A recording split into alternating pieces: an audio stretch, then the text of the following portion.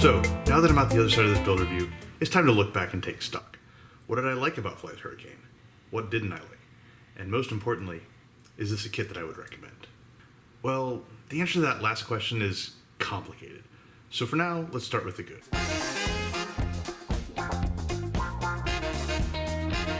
Without a doubt, the best part of Fly's Hurricane is the wings. Now, the surface detail they've achieved here is just stunning. In my opinion, it compares favorably to just about anything out there, save the absolute best in the business. You know, Tamiya's 1/32nd scale Corsair, the latest World War I wonder from Wingnut Wings, that sort of thing. Honestly, if the rest of the kit were as good as the wings, Fly would have a real world beater on its hands. I'll also concede that the fit of the major parts was pretty good, especially for a limited run type kit. I mean, you still have the typical limited run quirks, and plenty of cleanup to get to a place where the parts fit well. But at least there's no coping with fuselage halves being different sizes, or panel lines not aligning from one half to the other, or any of those quality control type issues I've seen with other limited run kits. And, if I'm being honest, with more than a few traditional kits too. Now, I realize this is praise through negation, saying it's good because it's not complete shit. But, there you have it. Okay, now let's move on to what I see as the bad.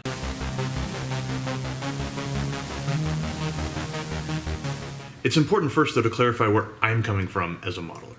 I like kits that work with me, that surprise with little touches of unexpected cleverness, rather than the ones that fight me every step of the way. And when you're dealing with a limited run type kit, you really have to leave that kind of preference at the door. You're not going to get a wingnut style cockpit that can stand on its own without glue. You're not going to get wings that you can leave unattached until the end of a build. It's just not going to happen. But even knowing that, even accepting that, doesn't mean I have to like it. And sure enough, I was pleasantly surprised at how well, relatively speaking, the larger parts came together. The smaller parts were always waiting in the wings to ground that surprise in grim reality. Now, some of these are what I referred to in earlier videos as limited run problems. Like the tedious cleanup required to fit the landing light housings into the wings. But plenty of them are of Fly's own making. Take the lack of solid location guidance in vast swaths of the cockpit. Don't tell me it's too hard. Don't wave it away as molding limitation. Just look at that fucking wing detail and then tell me they couldn't pull off a little notch in a grid of plastic rods. Or consider the collar on the prop spinner's mounting pin, the one that makes it too large to fit into the corresponding mounting hole on the fuselage.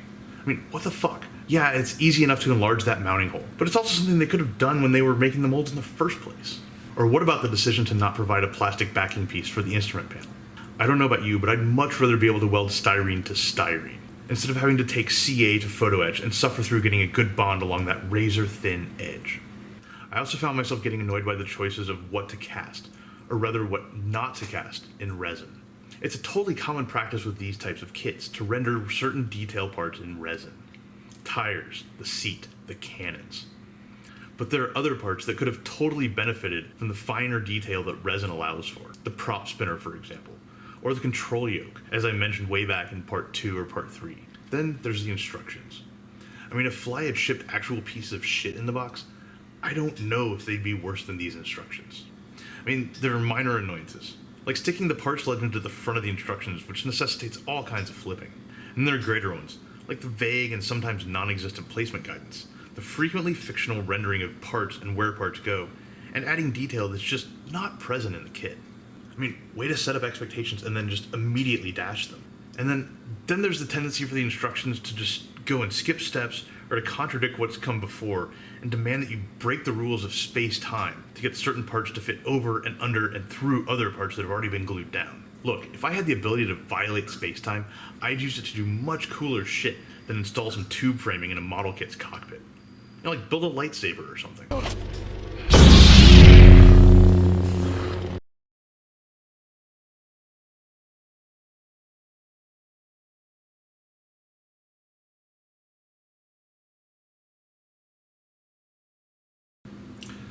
So where does this leave us? Would I recommend Fly's Hurricane or not? Like I said up in the beginning, that's a complicated question. Ultimately, I think whether or not this kit's for you comes down to two factors. The first is whether or not the Hurricane, as a subject, blows your skirt up. Now, if the Hurricane's your jam, Fly's kit is currently the best option you have in 1/32nd scale. So if you're bound and determined to build one, this is probably the one you should go with. The second factor is where your modeling preferences happen to fall. I hate to even mention the tiresome live wire that is the modeler versus assembler debate. But I do think modeling preferences exist on a spectrum. Actually, multiple spectrums. But one of the clearest is what we might call the primer divide. Think of it this way. What do you enjoy most about modeling? What really motivates you? And does that aspect come before or after you lay down primer? Some people gravitate toward building and scratch building and bringing those difficult kits to heal.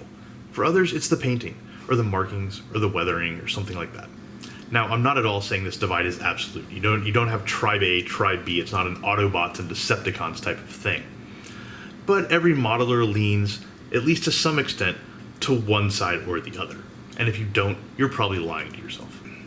And if your preferences lean more on that pre-primer build side of things, well, you might love the shit out of the Hurricane and the detailing and construction challenges that it offers. But if you fall more on the painting side of things, if you see the build more as a means to that end, well, I would suggest in this case, this may be one that you want to pass on. As for me, I make no secret that my preferences lie on the painting side. My favorite builds are those that engage with me, that make the passion and ingenuity of their designers completely evident. I'm generally hesitant to pick up limited run kits, even of subjects that I adore, because I know where my preferences lie. Special Hobby has announced that they are coming out with a 1/32nd scale Yak 3, and it's looking like that big template of theirs may actually show up one day. And I'm very much on the fence about both. And those are both subjects that I really, really like. The Hurricane just isn't. I respect his contribution to the war effort, and I have nothing against it at all. It just doesn't get my juices flowing. So for me, this kit is a nice try, but ultimately, it's a nope. And with that, we've reached the end of the inaugural contributor-funded kit review.